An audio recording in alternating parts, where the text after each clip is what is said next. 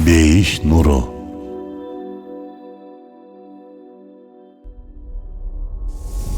Күн өткөн сайын адамзат үчүн табышмак бойдон калган, эч ким билбеген тарыхтын түпкүрүндө калып кеткен маалыматтар археологиялык казуулардын же тарыхый жазма булактардын изилденилүүсүнүн натыйжасында ачыкка чыгууда.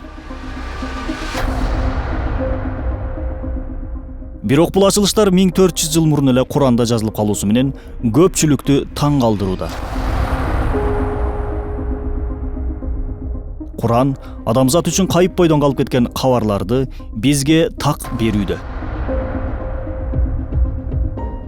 Бүгүн биз Курандын дагы бир тарыхый кабарына назар салып көрөлү. Муса алейхиссалам жана фараондун өлүмү. Аллах Таала мындай деп айтат: Биз силер үчүн деңизди кандайча жарып бергенибизди жана фараондун тарапкерлерин чөктүргөнүбүздү өзүңөр көрүп турдуңар. Аяттарыбызды жалганга чыгарып, ага кайдыгер мамиле кылгандыктан аларды деңизге чөктүрүп өч алдык. Алар эгесинин аяттарын жалганга чыгарышты. Аларды күнөөлөрү себептүү кыйратып, фараондун коомун сууга чөктүрдүк. Алардын баары заалым болушкан эле. Эки топ бири-бирин көргөн кезде Мусанын жолдоштору колго түшөрүбүз шексиз деди. Муса эч качан, чындыгында эгебиз биз менен бирге, ал мага жол көрсөтөт деди. Биз Мусага таягың менен деңизди чап дедик. Ошондо деңиз экиге тең бөлүнө жарылып, ар бир бөлүгү аскар тоодой болду. Арткыларды да ошол жерге жакындаттык. Мусаны жана аны менен чогуу болгон адамдардын баарын куткардык. Анан башкалардын баарын сууга чөктүрүп жибердик. Демек, аятта айткандай, фараон Муса алейхиссаламды жана аны ээрчигендерди кууп бараткан кезде деңиз ачылат да Муса алейхиссалам жолдоштору менен өтүп кетет. Артынан фараон адамдары менен кууп келаткан кезде деңиз кайра жабылып, суунун астында калып кетишет. Фараондун өлүмүн Куран бизге ушундай сүрөттөп берүүдө. Бул окуя тууралуу азыркы күндүн тарыхы эмне дейт? Англиядагы Британия музейинде фараондордун доорунан бери сакталып калган 6 номердеги папирустун текстине карап көрөлү.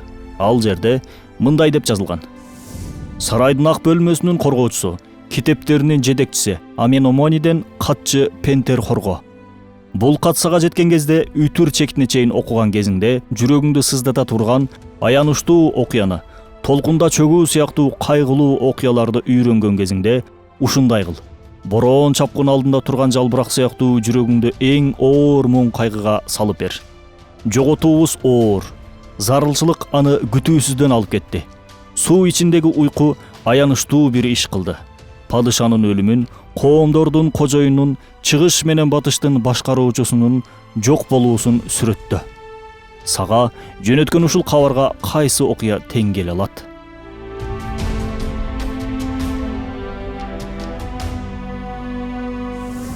Мынакей, о менин бир тууганым. Бул папируста фараондун чөгүп кеткендиги тууралуу ачык эле айтылууда. Кереметтүү Курандын тарыхый аяты жазма булактын негизинде да тастыкталды. 19-20 кылымдарда гана араң ачыкка чыккан бул маалыматтардын 14 кылым мурун Куранда жазылып калуусу чынында керемет эмеспи? Демек, Куран бүткүл нерселерди башкарган Аллахтын сөзү дебеске айла калбайт. Биз мусулмандар болсо Кураныбызды, динибизди дагы да тереңирээк изилдешибиз керек.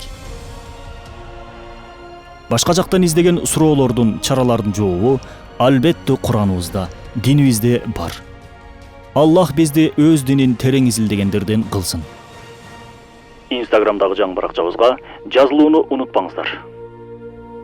Ролик Рисале Нур аттуу Курандын тафсиринин маанисинен алынды. Бейиш нуру.